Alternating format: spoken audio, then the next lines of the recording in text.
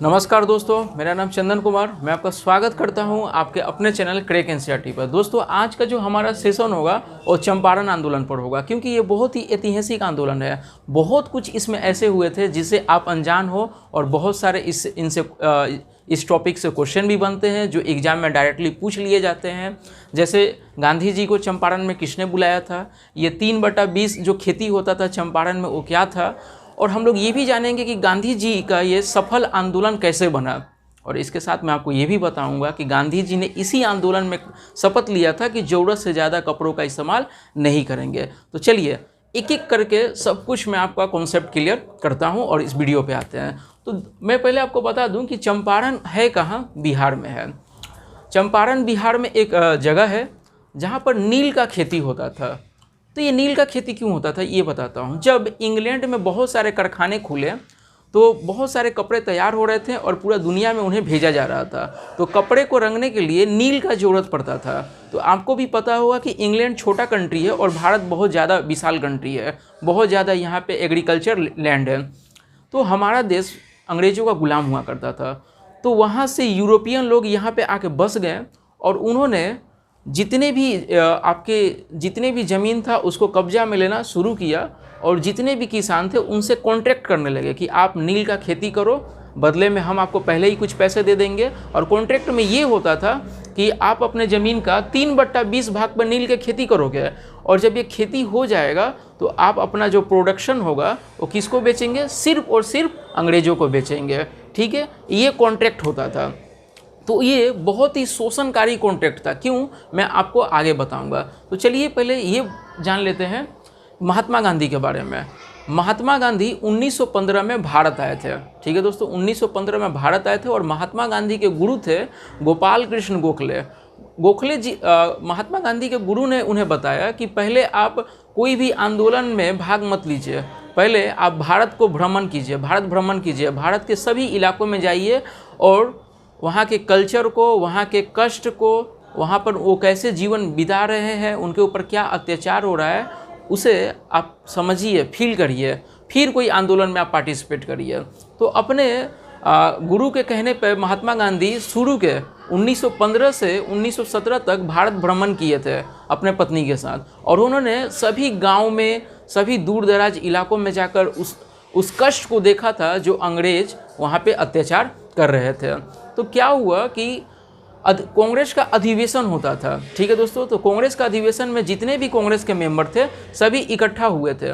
तो कांग्रेस के मीटिंग में महात्मा गांधी ने बोला था कि हम लोग आज़ादी तब तक नहीं पाएंगे जब तक क्या होगा कि हमारा आंदोलन में मजदूर और किसान शामिल नहीं होंगे। देखिए मैं बता दूं, कांग्रेस एक राजनीतिक संगठन था और कांग्रेस में जितने भी मेंबर हुआ करते थे सभी लॉयर हुआ करते थे, आपके प्रोफेसर हुआ करते थे। इसमें गरीबों का उतना रोल नहीं था, इसमें मजदूर नहीं थे। तो महात्मा गांधी ने कांग्रेस के मंच से बोला था कि अगर भारत को आज़ादी चाहिए तो हमें किसानों को आंदोलन से जोड़ना पड़ेगा, और किसानों को, क्योंकि भारत का जो जनसंख्या है वो 90% किसान और मजदूरों से मिलकर बनता है, जो कि इस आंदोलन में वो आ नहीं पाते क्योंकि उनके ऊपर बहुत सारे कष्ट हैं। तो उनके कष्टों को जब तक दूर नहीं किया जाएगा तब तक वो भारत को आज़ाद कराने के लिए आंदोलन में नहीं आएंगे।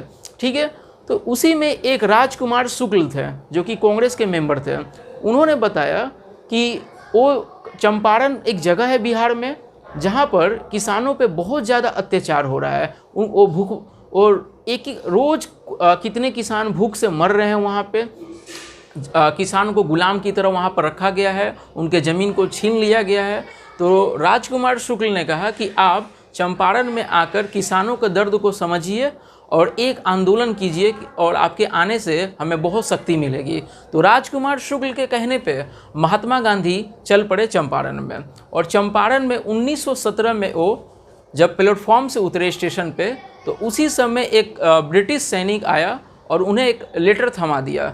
लेटर में ये था कि वहाँ के कमिश्नर ने कहा था कि आपको चंपारण छोड़ना होगा, अगर आपने चंपारण को इस समय अभी नहीं छोड़ा तो आपको जेल हो सकता है। तो महात्मा गांधी ने बोला कि मैं यहाँ पे कोई खून खराबा नहीं करने आया हूँ, मैं यहाँ पर के अत्याचारों का विरोध करने आया हूँ और ये मेरा जो विरोध का रास्ता होगा पूरा शांतिपूर्वक होगा। इसमें कहीं भी हिंसा का रास्ता मैं अपनाऊंगा नहीं और मैं सच्चाई का रास्ता छोड़ूंगा नहीं। इसके लिए आप मुझे फांसी ही क्यों ना दे दो, ठीक है। तो महात्मा गांधी गए और लोगों से बात करना चाहा, तो लोग ब्रिटिश से इतने ज़्यादा डरे हुए थे कि वो बात नहीं कर रहे थे, लोग आ नहीं रहे थे उनके साथ, ठीक है। तो गांधी जी ने इन सभी का कारण जानना चाहा, तो कारण पता चला कि जो भी वहाँ पे यूरोपियन जो बागान के जो मालिक हैं वो पहले कॉन्ट्रैक्ट कराए हुए थे उन लोगों से। कॉन्ट्रैक्ट में ये था कि उनका जितना ज़मीन था उसमें वो नील का खेती करेंगे और नील का खेती करने के बाद वो जो प्रोडक्शन होगा उन्हीं को बेचेंगे। तो क्या होता था कि नील का खेती करने की वजह से वो दूसरे चीज़ों का खेती नहीं कर पाते थे। अगर वो चावल और गेहूं का खेती करते तो उन्हें क्या होता, उन्हें अच्छे पैसे मिलते मार्केट में बेचकर। पर वो क्या कर रहे हैं, कॉन्ट्रैक्ट साइन करवा यूरोपियन मालिक जो होते थे कॉन्ट्रैक्ट साइन करवा लेते थे क्योंकि गरीब थे और गरीबी का लाभ बहुत ज़्यादा उठाते थे यूरोपियन लोग। पहले ही उन्हें कुछ क्या करते थे, कुछ पैसा दे देते थे और उनसे साइन करवा लेते थे, अंगूठा लगवा लेते थे कि आपको नील का खेती करना है, ठीक है। तो मैं आपको बता दूं, जब 1917 का समय आया तो उस समय जर्मनी में आर्टिफिशियल कलर इनका ये हुआ, आविष्कार हुआ। मतलब कि नील का उतना डिमांड नहीं रह गया। देखिए मैं क्या बताया कि जर्मनी में एक नया आविष्कार हुआ, क्या नया आर्टिफिशियल कलर आविष्कार हुआ। तो ये जो भारत में जो नील का जो खेती हो रहा था, तो आर्टिफिशियल कलर आने से मार्केट में नील का जो डिमांड है वो काफ़ी कम हो गया। तो किसान जितने भी किसान थे वो जाके अपने मालिकों को बोले, मतलब ब्रिटिशर्स को बोले कि अब उतना मार्केट में डिमांड नहीं है और हमें कुछ लाभ नहीं हो रहा है इस खेती से, तो हमें हमारा ज़मीन वापस कर दीजिए, इस कॉन्ट्रैक्ट को वापस ले लीजिए। तो जो जितने भी ब्रिटिशर थे वो बोले कि नहीं, अगर आपको अपना ज़मीन चाहिए तो उसके बदले में बहुत बड़ा धनराशि आपको देना पड़ेगा, जो कि बहुत ज़्यादा था। अपना अगर घर भी वो बेच देंगे, अपना ज़मीन भी बेच देंगे तो उतना पैसा वो नहीं दे पाते थे। तो नहीं देने के कारण उनके घरों में काम करना पड़ता था, उनके ज़मीनों में उनके ज़मीन में मजदूर बन के रहना पड़ता था बिना कोई पैसे, वो पैसे भी नहीं देते थे किसी भी किसानों को। तो इस तरह शोषण चल रहा था और जो भी किसान इससे मुक्ति पाने के लिए कुछ करना चाहता था तो उसे जेलों में डाल दिया जाता था, उसके हाथ पांव तोड़ दिया जाता था और रात को कुछ सैनिक आकर उसके घरों को जला दिया करते थे। तो इसलिए जितने भी किसान थे बहुत डरे हुए थे, कोई बात नहीं करना चाहता था। पर गांधी जी का पर्सनालिटी ऐसा था कि उन्होंने किसानों से बात करना शुरू किया, घर घर पे जाकर बात की है। पर क्या हुआ, कुछ किसान तो उनके साथ आए पर महिलाएं नहीं आ रही थी, महिलाएं घरों से बाहर नहीं निकल रही थी। तो उन्होंने अपने पत्नी को बोला कि जाओ तुम महिलाओं से बात करो, हर घर में जाओ और महिलाओं से बात करो। तो उनकी जो पत्नी थी कस्तूरबा गांधी, वो सभी घर में महिलाओं से बात करने के लिए निकल पड़ी और जो भी बाहर दिखी महिलाएं उनसे बात करते करते दोपहर का 2 बज चुका था। बहुत भीषण गर्मी थी और एक दरवाजे पे वो जाकर खटखटाई पानी के लिए। उनकी जो पत्नी थी, गांधी जी की पत्नी कस्तूरबा गांधी, एक दरवाजे पे खटखटाई पानी के लिए, पर वो दरवाजे के अंदर जो महिला थी उसने खोला नहीं दरवाज़ा।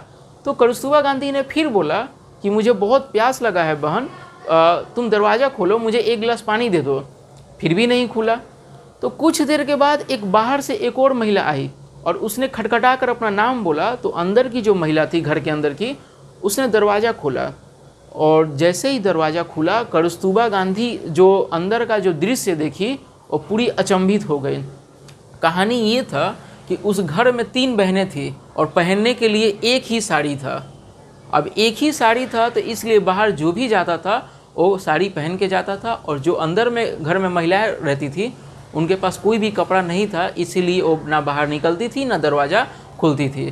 तो जब ये बात गांधी जी को पता चला कि इतना ज़्यादा गरीबी है भारत में कि लोगों के पास खाने के लिए तो दूर, पहनने के लिए भी कुछ कपड़े नहीं है, तो उन्होंने उस दिन वचन लिया कि वो ज़रूरत से ज़्यादा कपड़ों का इस्तेमाल नहीं करेंगे। और वो जो सर पे वो जो बांधते थे कपड़ा का, वो भी उन्होंने हटा दिया और उन्होंने वचन लिया कि अब से हम खादी का कपड़ा इस्तेमाल करेंगे और खुद से वो कपड़ा बनाएंगे और ज़रूरत से ज़्यादा कपड़े को धारण नहीं करेंगे।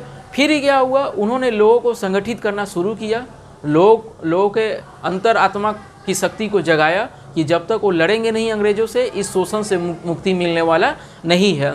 तो धीरे धीरे लोग क्या हुए, गांधी जी के साथ हुए, ठीक है। और उन्होंने जाके धरना प्रदर्शन किया, सत्याग्रह किया। सत्याग्रह मतलब क्या होता है दोस्तों, मैं बता देता हूँ। सत्याग्रह मतलब होता है कि जो आपको कुछ बात अपना मनवाना है, आप अत्याचार के खिलाफ है, आप सच्चाई का साथ देने के लिए अत्याचार के खिलाफ हुए हैं, तो सत्याग्रह में आप कोई भी हिंसा वाला काम नहीं करेंगे। जैसे मैं आपको एग्जाम्पल देता हूँ कि गांधी जी ने क्या किया, सभी को लेकर भूख हड़ताल पे वो बैठ गए, और भूख हड़ताल पे बैठने के कारण और बहुत लोग शामिल होने के कारण ब्रिटिश पे प्रेशर पड़ा। हर जगह का न्यूज़पेपर में ये खबर छपने लगा कि गांधी जी बहुत सारे समर्थक को लेके अनशन पे बैठे हुए हैं। तो प्रेशर बढ़ने के कारण क्या हुआ, जो ब्रिटिशर वायसराय थे, उन्होंने एक कमेटी बनाया और कमेटी में गांधी जी को भी मेंबर बनाया। और जब कमेटी का रिपोर्ट आया तो उसमें पता चला कि हाँ, बहुत ज़्यादा किसानों पे शोषण होता है। तो क्या हुआ दोस्तों, तो ये बात जब कमेटी ने बोल दिया कि सचमुच शोषण हो रहा है, तो वायसराय ने एक नया रूल बनाया। रूल ये बनाया कि अब कोई भी किसान अब ज़बरदस्ती खेती नहीं करेगा, और चाहे तो मुक्त हो सकता है, और जितने भी उसके प्रॉपर्टी छीने हुए हैं ब्रिटिशर ने, वो क्या करना होगा, वापस करना होगा। तो ये भारत का पहला आंदोलन था गांधी जी का, और पूरी तरह से सफल था। और आपको मैं बता दूं, गांधी जी को किसने बुलाया था, राजकुमार शुक्ल ने। और याद रखिएगा, ये जो पॉइंट है आप इसे देख लीजिए, एक बार स्क्रीनशॉट ले लीजिए, ठीक है दोस्तों। काफ़ी मैंने इस वीडियो में आपको इन्फॉर्मेशन दिया। अगर आपको ये वीडियो अच्छा लगा तो इस वीडियो को लाइक करें, चैनल को सब्सक्राइब करें, और आपको जो भी कन्फ्यूजन हो किसी भी चीज़ में मुझे कमेंट करें। मेरा नेक्स्ट वीडियो उसी पे होगा। धन्यवाद।